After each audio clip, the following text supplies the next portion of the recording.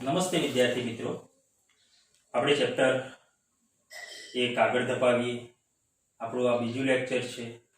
એમાં પ્રશ્ન નંબર 13 કુલમ્બનો નિયમ.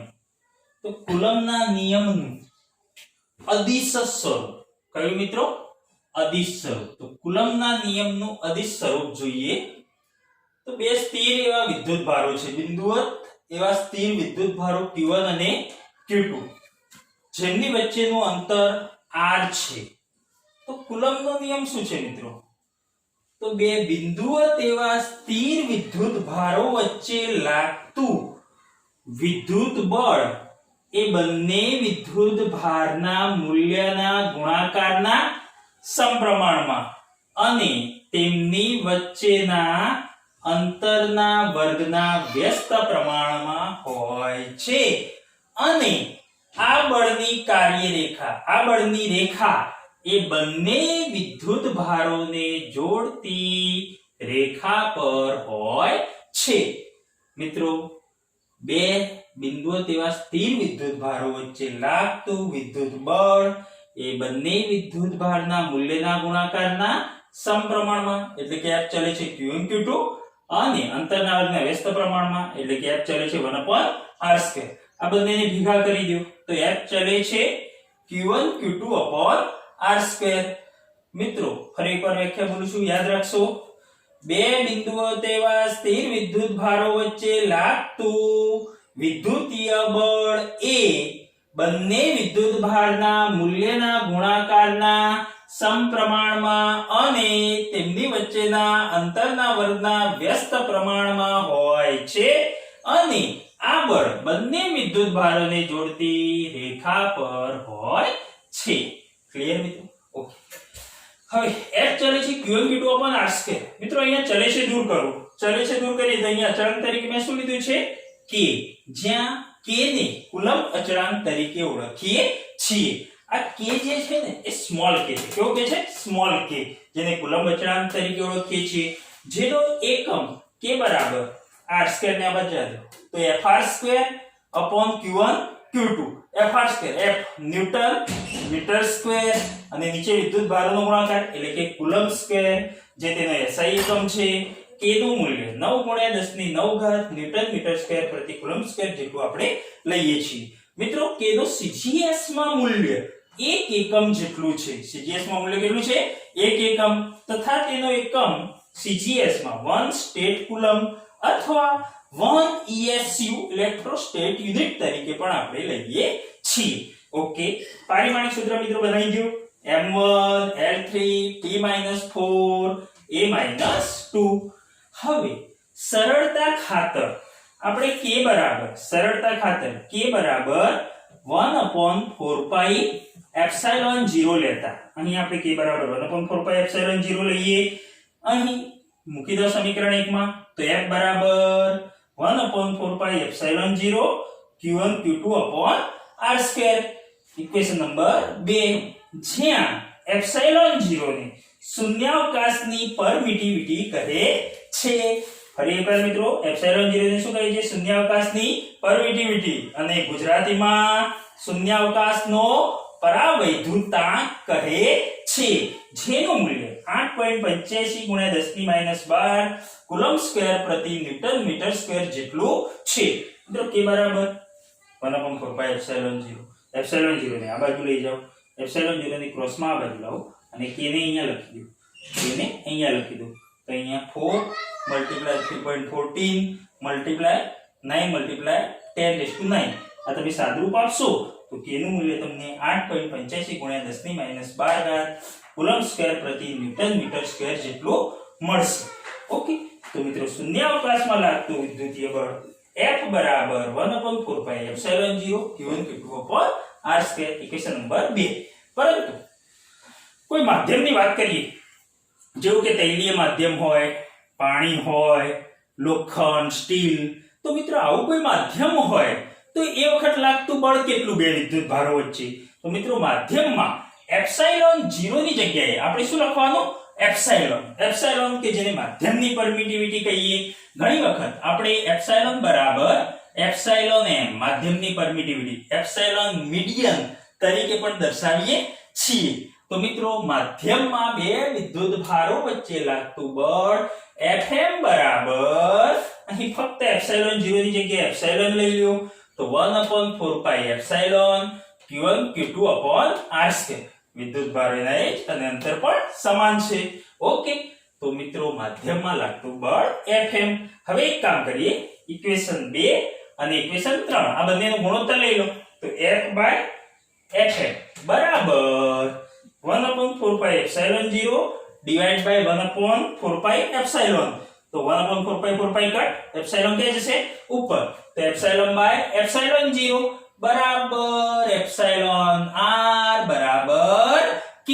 તો મિત્રો F/Fm બરાબર epsilon by epsilon 0 q1 q2 by r2 q1 q2 by r2 તો કટ થઈ જશે. તો એપ્સિલોન બાય એપ્સિલોન 0 બરાબર એપ્સિલોન r કે જેને માધ્યમની સાપેક્ષ પરમિટિવિટી કહે છે. કોની મિત્રો? માધ્યમની સાપેક્ષ પરમિટિવિટી. કઈ રીતે? તો જો મિત્રો અહીંયા નીચે શું છે? એપ્સિલોન 0 છે, શૂન્યાવકાશની પરમિટિવિટી, અને અંશમાં માધ્યમની પરમિટિવિટી. તો શૂન્યાવકાશની સાપેક્ષે કોની પરમિટિવિટી? માધ્યમની પરમિટિવિટી.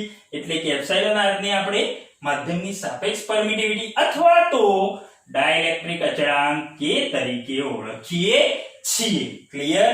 ઓકે. હવે મિત્રો આના પરથી F/Fm બરાબર આપણે આવું લખી શકીએ F/Fm બરાબર એપ્સિલોન r બરાબર k. મિત્રો આ k છે ને, કેપિટલ k છે, યાદ રાખશો ખાસ, બરાબર k. સો આના પરથી Fm ને આપણે આ બાજુ લઈ જઈએ Fm ને, તો Fm બરાબર F/k. અહીંયા મેં લખ્યું છે Fm બરાબર F/k. જ્યાં કહી શકાય કે માધ્યમમાં લાગતું વિદ્યુતીય બળ એ શૂન્યાવકાશમાં લાગતા વિદ્યુતીય બળ કરતા k માં ભાગનું k 1/k ગણું હોય છે. એનો સીધો મતલબ શું થયો મિત્રો? માધ્યમમાં લાગતું વિદ્યુતીય બળ કેવું હશે? ઓછું. અને શૂન્યાવકાશમાં લાગતું વિદ્યુતીય બળ કેવું હશે? વધારે. એટલે કે અહીંયા મેં લખ્યું છે F is greater than Fm. શૂન્યાવકાશમાં લાગતું વિદ્યુતીય બળ is greater than માધ્યમમાં લાગતું વિદ્યુતીય બળ. ખાસ યાદ રાખજો મિત્રો. ખાસ કુલમ્બનો નિયમ સ્થિર એવા વિદ્યુત ભારો માટે આપણે ઉપયોગ કરીએ છીએ અને જ્યારે એક્ઝામ્પલ ગણો છો ત્યારે F બરાબર k q1 q2 r2 માં q1 q2 હંમેશા મૂલ્યમાં લેવા જોઈએ. ક્લિયર? હવે મિત્રો એક એક્સ્ટ્રા પોઈન્ટ જોઈએ આપણે, ગુરુત્વ બળ અને વિદ્યુત બળ. તો મિત્રો ગુરુત્વ બળ, ગુરુત્વાકર્ષી બળ જે હંમેશા કયા પ્રકારનું હોય છે? આકર્ષી પ્રકારનું હોય. જ્યારે વિદ્યુતીય બળ એ આકર્ષી અને અપાકર્ષી એમ બંને પ્રકારનું હોય. ગુરુત્વાકર્ષી બળ માટે મિત્રો કોણ જવાબદાર છે? દળ. એ જ રીતે વિદ્યુત બળ માટે કોણ જવાબદાર છે? વિદ્યુત ભાર. ગુરુત્વાકર્ષી બળમાં મહત્વનો નિયમ છે ન્યૂટનનો ગુરુત્વાકર્ષણનો નિયમ F બરાબર Gm1m2 r2. એ જ રીતે વિદ્યુત બળમાં મહત્વનો નિયમ છે કુલમ્બનો નિયમ F બરાબર k q1 q2 r2. મિત્રો આ બંને બળો કેવા અંતરીય છે? ગુરુ અંતરીય છે. એ જ રીતે ગુરુત્વીય બળ કે જે માધ્યમ પર આધાર રાખતું નથી, જ્યારે વિદ્યુતીય બળ એ માધ્યમની જાત પર આધાર રાખે છે. એટલે કે મિત્રો k નું મૂલ્ય જુદા જુદા માધ્યમમાં જુદું જુદું હોય છે. એટલે કે k નું મૂલ્ય બદલાતા વિદ્યુતીય બળમાં પણ શું થાય છે? ફેરફાર થયેલો જોવા મળે છે. ક્લિયર મિત્રો? તો આ મહત્વની બે સરખામણી આપણે કરી છે, તમે યાદ રાખી શકો છો. હવે આના પછી આપણે એક એક્સ્ટ્રા પોઈન્ટ જોઈએ કે જે તમારા જીનીટ માટે ખૂબ અગત્યનું છે. તો જોઈએ પરમિટિવિટી અને સાપેક્ષ પરમિટિવિટી. તો મિત્રો પરમિટિવિટી, તો બે વિદ્યુત ભારો છે અહીંયા q1 q2 જેમની વચ્ચેનું અંતર છે r. સો આપણે લખી શકીએ F બરાબર k q1 q2 r2, જ્યાં k બરાબર 1/4 પાઈ એપ્સિલોન, F બરાબર 1/4 pi epsilon q1 q2 r2. અહીં એપ્સિલોન એટલે કે મેં કોઈ પણ માધ્યમની પરમિટિવિટી લીધેલી છે, એટલે કે એપ્સિલોન. અહીં એપ્સિલોન મિત્રો શું છે? તો જેને આપણે પરમિટિવિટી કહીએ છીએ. અને એ કરે છે શું? એનું શું યોગદાન છે? તો મિત્રો ધારો કે કોઈ પદાર્થ છે અને અહીંયા બે વિદ્યુત ભાર છે, તો એપ્સાઇલોન એટલે કે permittivity creates its own field. Permittivity creates its own field to decrease the field of two charge. To decrease the field of two charge. Permittivity પોતે બે વિદ્યુત ભારો વચ્ચે એવું ક્ષેત્ર ઉત્પન્ન કરે છે જેના કારણે વિદ્યુતીય બળ કે બંને વિદ્યુત ભારો વચ્ચેના ક્ષેત્રમાં શું થાય છે? ઘટાડો થાય છે. એટલે કે મિત્રો માધ્યમમાં કોઈ પણ માધ્યમમાં આપણે કહી શકીએ કે પરમિટિવિટીનું મૂલ્ય કેવું હોય છે? વધે છે. એટલે કે માધ્યમમાં બે વિદ્યુત ભારો વચ્ચે લાગતા વિદ્યુત બળ પર પરમિટિવિટીનું એવું પોતાનું ક્ષેત્ર કે જેના પર શું કરે છે? અસર કરે છે, જેના લીધે બે વિદ્યુત ભારો વચ્ચે લાગતા વિદ્યુતીય બળમાં ઘટાડો થાય છે. તો મિત્રો અહીં મેં લખ્યું છે કોઈ માધ્યમમાં પરમિટિવિટીનું મૂલ્ય વધે ત્યારે બળ એપ્સિલોન વધતા એફમાં મૂલ્યમાં શું થાય છે? ઘટાડો થાય છે. અહીંયા દર્શાવ્યું છે એપ્સિલોન શૂન્યાવકાશમાં આપણે જેને એપ્સિલોન 0 વડે દર્શાવીએ છીએ અને શૂન્યાવકાશમાં મૂલ્ય કેવું હોય છે? ઘણું ઓછું. ઓછું એટલે કેટલું ઓછું? તો મિત્રો ઓછું 8.85 × 10⁻12 કુલમ્બ સ્ક્વેર પ્રતિ ન્યૂટન મીટર સ્ક્વેર એ શૂન્યાવકાશમાં પરમિટિવિટીનું મૂલ્ય છે જે સૌથી ઓછું હોય છે. એનો મતલબ એવો થયો કે શૂન્યાવકાશમાં અહીંયા એપ્સિલોન બરાબર એપ્સિલોન 0 મૂકી દો તો આ મૂલ્ય કેવું? ઘણું ઓછું. તો શૂન્યાવકાશમાં લાગતું વિદ્યુતીય બળ કેવું? વધારે. તો મેં અહીંયા લખ્યું છે F બરાબર શૂન્યાવકાશમાં બળ વધારે, જેને આપણે ધારો કે F0 વડે પણ દર્શાવી શકીએ છીએ. ક્લિયર? ઓકે. હવે મિત્રો અહીંયા આપણે જોયું કે માધ્યમમાં પરમિટિવિટી એપ્સિલોન m કે જે શૂન્યાવકાશની પરમિટિવિટી કરતા કેવી હોય? વધારે હોય. તો epsilon m is greater than epsilon 0 અને માધ્યમની પરમિટિવિટી વધે તો એમાં લાગતું બળ કેવું હોય? માધ્યમમાં ઓછું હોય. એટલે કે અહીંયા મેં લખ્યું છે માધ્યમમાં લાગતું બળ Fm is less than F0. શૂન્યાવકાશમાં લાગતા બળ કરતા ઓછું હોય છે માધ્યમમાં લાગતું બળ. ક્લિયર? મિત્રો અહીંયા એક મેં લખ્યું છે એપ્સિલોન 0 બરાબર શૂન્યાવકાશ કે હવા માટે પણ લઈ શકીએ છીએ. તમારી ફિઝિક્સના બુકમાં હવા માટે પણ વાત કરી છે જેનું મૂલ્ય 8.85 × 10⁻12 છે. જ્યારે મિત્રો હું પાણીની વાત કરું તો પાણીમાં આ પરમિટિવિટીનું મૂલ્ય લગભગ 7.12 × 10⁻10 કુલમ્બ સ્ક્વેર પ્રતિ ન્યૂટન મીટર સ્ક્વેર જેટલું છે. તમે જોઈ શકો છો શૂન્યાવકાશમાં 10⁻12, અહીં 10⁻10. એનો મતલબ પાણીમાં આ મૂલ્ય કેવું છે? વધારે છે.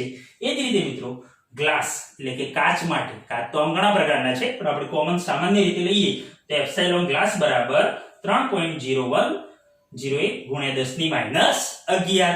જોઈ શકો છો મિત્રો શૂન્યાવકાશની પરમિટિવિટી સાથે સરખાવતા 10⁻11 જે મૂલ્ય કેવું છે? વધારે છે.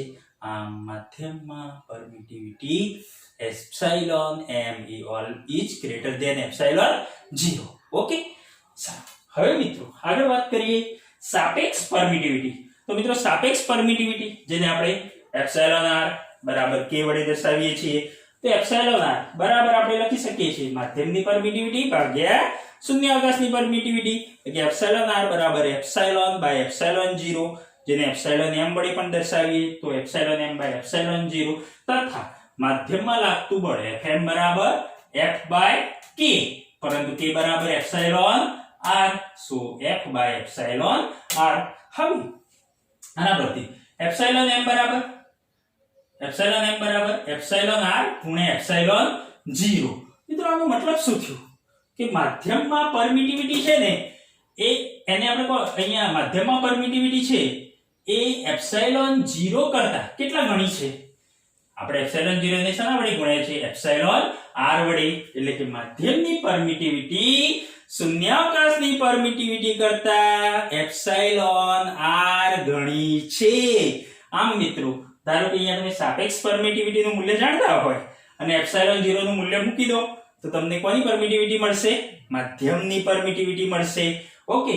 દાખલા તરીકે પાણી માટે આપણે જોઈએ એપ્સિલોન વોટર સાપેક્ષ પરમિટિવિટી કેટલી લઉં છું? હું 81 લઉં છું. તો અહીંયા 81 મૂકી દો તો એપ્સિલોન m = 81 × એપ્સિલોન 0. એટલે કે માધ્યમમાં પરમિટિવિટી કેટલી થઈ? 81 એપ્સિલોન 0 એટલે કે શૂન્યાવકાશની પરમિટિવિટી કરતા કેટલા ગણી? 81 ગણી. ક્લિયર મિત્રો? આ જ રીતે ધારો કે હું કાચ માટે લઉં આશરે પરમિટિવિટી, સાપેક્ષ પરમિટિવિટી 7 લઉં તો એપ્સિલોન m બરાબર 7 એપ્સિલોન 0 એટલે કે શૂન્યાવકાશની પરમિટિવિટી કરતા 7 ગણી થાય. ઓકે મિત્રો? હવે મિત્રો જુદા જુદા માધ્યમ માટે ડાઇલેક્ટ્રિક અચળાંક k નું મૂલ્ય, તો મિત્રો અવાહક માટે ડાઇલેક્ટ્રિક અચળાંક k is greater than 1, હવા કે શૂન્યાવકાશ માટે k બરાબર 1 અને વિદ્યુત સુવાહક માટે k નું મૂલ્ય કેવું છે? ઇન્ફિનિટિવ છે. ક્લિયર? તો મિત્રો યાદ રાખશો આટલું. ચલો તો મિત્રો આપણે કુલમ્બના નિયમનું અદિશ સ્વરૂપ જોયું. હવે કુલમ્બના નિયમનું સદિશ સ્વરૂપ. ધારો કે બે વિદ્યુત ભારો આપણે લઈએ x y z યમક્ષ પદ્ધતિમાં આ રીતે x y અને z ઉગમ બિંદુઓને અનુલક્ષીને મિત્રો જ્યારે સદિશ સ્વરૂપની વાત કરીએ છીએ ત્યારે અહીંયા ઉગમ બિંદુ એટલે કે સ્થાન દર્શાવવું જોઈએ. ઓકે, તો ઉગમ બિંદુઓને અનુલક્ષીને કોઈ એક વિદ્યુત ભાર q1 કે જેનું સ્થાન સદિશ છે r1, એ જ રીતે બીજો કોઈ વિદ્યુત ભાર q2 જેનું સ્થાન સદિશ છે r2. ઓકે, તો મિત્રો આ બંનેને આપણે અહીંયાથી આ રીતે જોડી દઈએ. ઓકે, તો અહીં q1 અને q2 બંને સમાન વિદ્યુત ભારો છે, તો q2 વડે q1 પર લાગતું અપાકર્ષી બળ આ રીતે આપણે દર્શાવી શકીએ છીએ. q2 વડે 2 વડે 1 પર લાગતું અપાકર્ષી બળ F12. એ જ રીતે 1 વડે 2 પર લાગતું અપાકર્ષી બળ આ રીતે આપણે દર્શાવીએ F21. 1 વડે 2 પર લાગતું અપાકર્ષી બળ અને q1 q2 વચ્ચેનું અંતર કે જેને આપણે દર્શાવી શકીએ છીએ r12 સદિશ બરાબર r1 r2, અથવા તો મિત્રો r21 વડે દર્શાવીએ તો r2 r1. અહીં 12 એટલે કે 2 થી 1 ની દિશામાં, q2 થી q1 ની દિશામાંનો સ્થાન સદિશ. ક્લિયર? ઓકે, એ જ રીતે અહીંયા મેં બે વિદ્યુત ભારો દર્શાવ્યા છે, સમાન છે. આ જ રીતે તો બંને વચ્ચે અપાકર્ષી બળ થશે અને અહીં એક પ્લસ વિદ્યુત ભાર અને એક માઈનસ વિદ્યુત ભાર, એ બંને વચ્ચે કેવું બળ થશે મિત્રો? આકર્ષી બળ લાગશે. એટલે કે 1 વડે 2 પર લાગતું બળ, એ જ રીતે 2 વડે 1 પર લાગતું બળ. ઓકે, તો અહીં આપણે જોઈએ 2 વડે 1 પર લાગતું બળ F12, 2 વડે 1 પર લાગતું બળ જેને આપણે શેના વડે દર્શાવીએ? F12.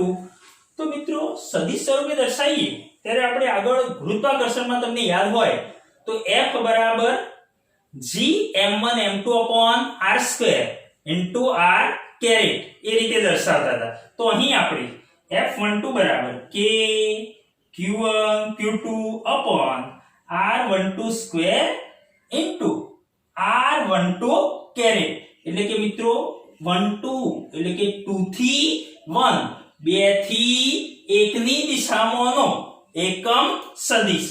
તો F12 બરાબર k q1 q2 r12 square into r12 caret. Equation number 1.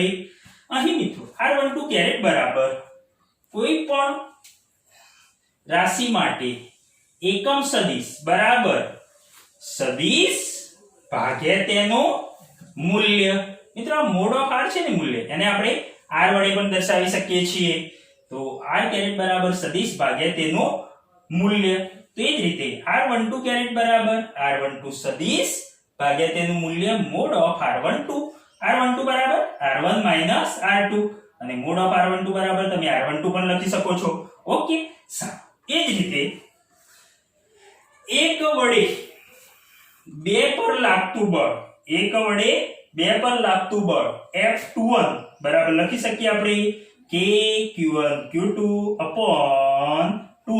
r21 square into r21 caret. Equation number 2. મિત્રો r21 કેરેટ બરાબર શું થશે? r21 કેરેટ બરાબર સદિશ r21 ભાગ્યા તેનું મૂલ્ય. તો r21 બરાબર r2 minus r1 upon r21. Okay, સારું. અહીં મિત્રો એક કામ કરીએ. r21 કેરેટ બરાબર r21 કેરેટ બરાબર આવું લખાય r21 સદિશ ભાગ્યા તેનું મૂલ્ય r21 બરાબર r2 minus r1 ભાગ્યા r21. તો હું એક કામ કરું, અહીં r1 શું કરું? આગળ લઈ દઉં અને r2 પાછળ લઈ જાઉં. તો શું થશે મિત્રો? r21 કેરેટ બરાબર r1 ને આ બદલાવ તો minus common બ્રેકેટમાં r1 minus r2 ભાગ્યા r21 તો એમના એમ. શું લખી શકાય આ રીતે? યસ, માઈનસ બાર કાઢી દો અને r1 minus r2 કોઈ જ ફરક નહીં પડે. તો અહીં r21 કેરેટ બરાબર આપણે લખી શકીએ અહીં r1 minus r2 અને માઈનસ શું કરી દીધા મિત્રો? બહાર કાઢી દીધા upon r21. મિત્રો r21 કે 12 લખો, અહીંયા કોઈ ફરક પડવાનો નથી. બરાબર લખી શકીએ મિત્રો r1 minus r2 upon r12 બરાબર. તો જોઈ શકો છો તમે r1 minus r2 upon r12 શું છે? r12 caret. તો મેં અહીંયા લખી દીધા, આની જગ્યાએ મેં લખી દીધા r12 કેરેટ. પરંતુ આગળ શું છે? માઈનસ. એ માઈનસ અહીંયા મૂકી દીધા. તો મિત્રો r21 કેરેટ બરાબર minus r12 caret. Clear? r21 caret બરાબર માઈનસ r12 કેરેટ.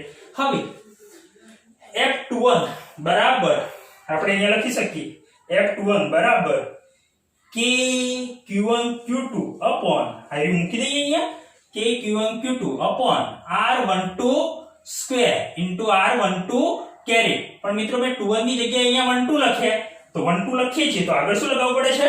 માઈનસ. તો મેં માઈનસ ક્યાં મૂકી દીધા? અહીંયા. તો f21 બરાબર minus k q1 q2 upon r12 લખો 12 લખો, અહીંયા કોઈ ફરક નહીં પડે.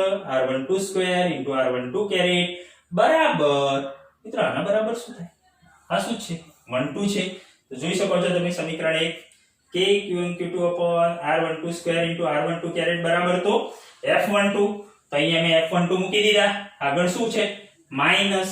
એટલે કે f21 બરાબર માઈનસ f12. બંને બળો સમાન મૂલ્યના પરંતુ પરસ્પર કઈ દિશામાં થશે? વિરુદ્ધ દિશામાં થશે. જોઈ શકો છો અહીંયા બધે જ બંને બળો મૂલ્ય સમાન થશે પરંતુ દિશા કેવી? વિરુદ્ધ. ચાહે આકર્ષણ હોય કે અપાકર્ષણ, પરંતુ પરસ્પર દિશા કેવી છે? વિરુદ્ધ છે. ક્લિયર મિત્રો? તો આ કુલમ્બના નિયમનું સદિશ સ્વરૂપ હતું. તો મિત્રો આના પરથી આપણે કહી શકીએ કે તે ન્યૂટનની ગતિના ત્રીજા નિયમનું પાલન કરે છે.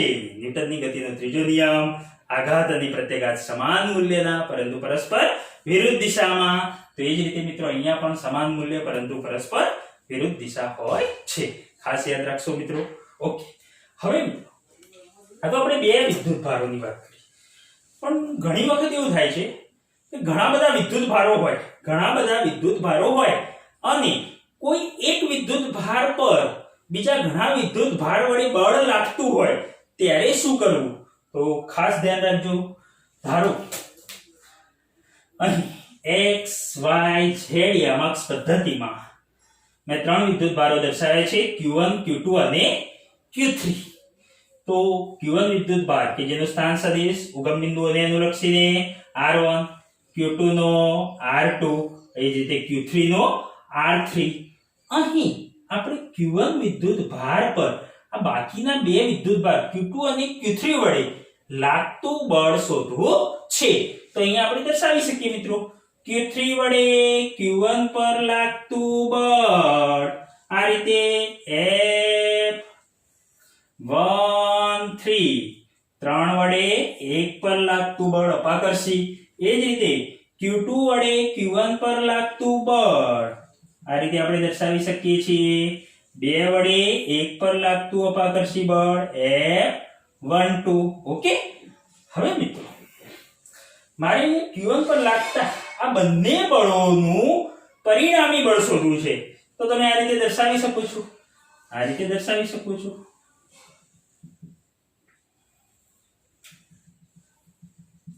શું થયું મિત્રો? આ શું થયું? સમાંતર બાજુ ચતુષ્કોણ. અને અહીંયા પરિણામી બળ ક્યાં મળશે? આ રીતે મળશે મિત્રો. Q1 ઉપર લાગતું પરિણામી બળ કેટલું થશે? F1. શું ભણેલા છો આપણે આવું? હા, હું તમને સમજાવું.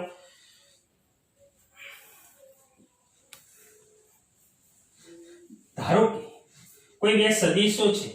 આ કોઈ સદિશ A છે અને આ કોઈ સદિશ B છે. આ બંનેનો પરિણામી સદિશ આપણે શોધવો છે. તો શું કરીએ છીએ? આ રીતે સમાંતર બાજુ ચતુષ્કોણ દોરી શકાય. યસ. અને આ બંનેનો પરિણામી સદિશ એટલે કે રિઝલ્ટન્ટ વેક્ટર r, જેના બરાબર આપણે લખીએ છીએ r બરાબર આ બંને સદિશોનો શું? સરવાળો a + b. તો એ જ રીતે મિત્રો અહીંયા F12 અને F13 બંનેનું પરિણામી બળ F1 બરાબર આ બંનેનો આપણે શું કરીશું? સરવાળો. તો પહેલા જોઈએ આપણે Q1 પર Q2 વડે લાગતું બળ F12 બરાબર લખી દો કે Q1 Q2 r12² r12 caret. આ સદિશ છે તમારો r12 સદિશ. એ જ રીતે Q1 પર Q3 વડે લાગતું બળ તો F13 બરાબર k Q1 Q3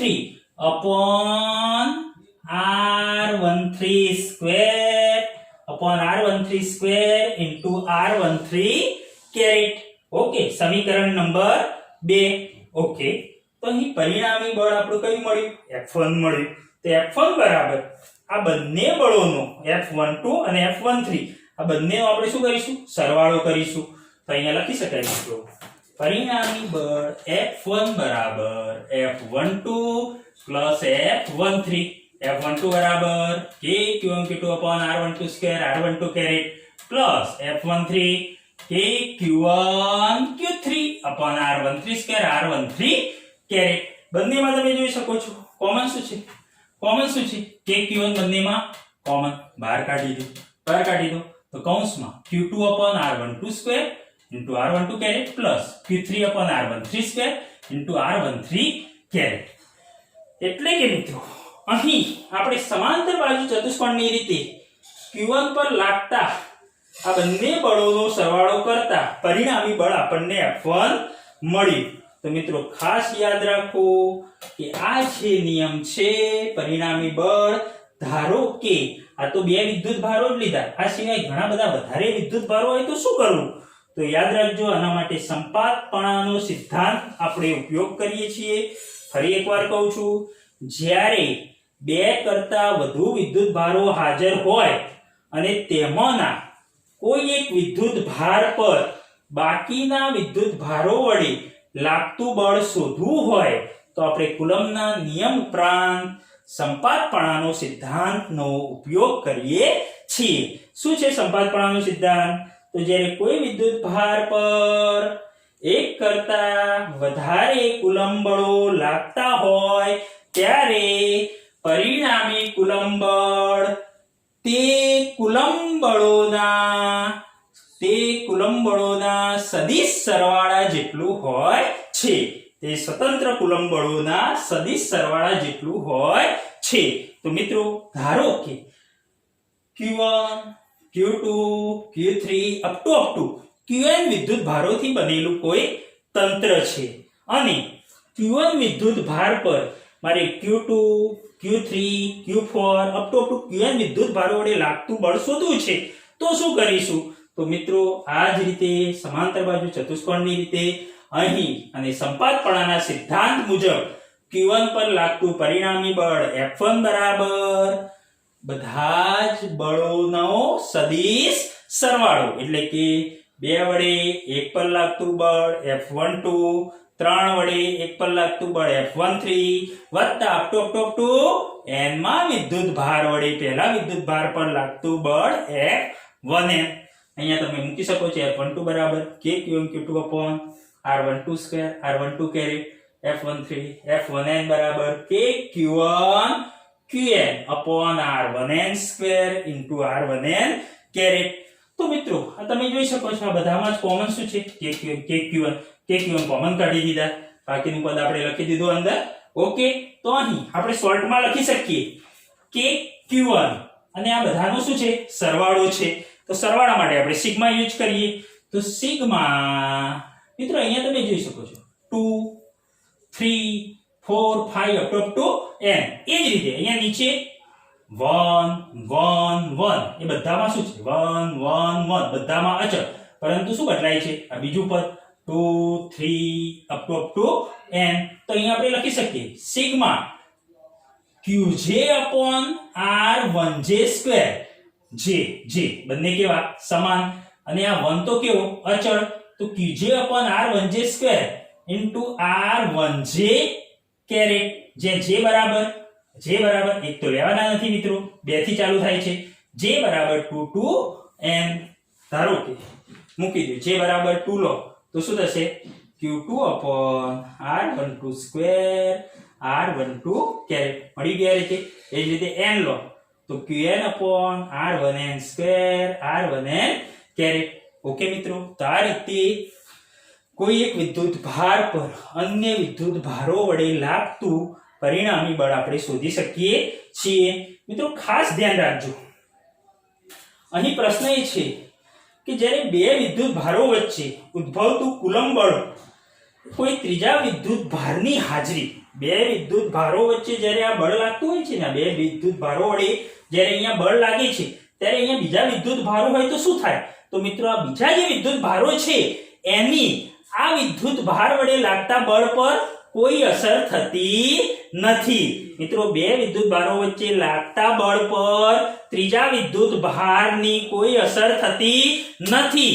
એટલે જ મિત્રો આપણે આને ટુ બોડી ફોર્સ તરીકે દર્શાવીએ છીએ અથવા તો ઓળખીએ છીએ. એટલે કે બે વિદ્યુત ભારો વડે લાગતું બળ એ સ્વતંત્ર બળ તરીકે લઈ શકીએ છીએ.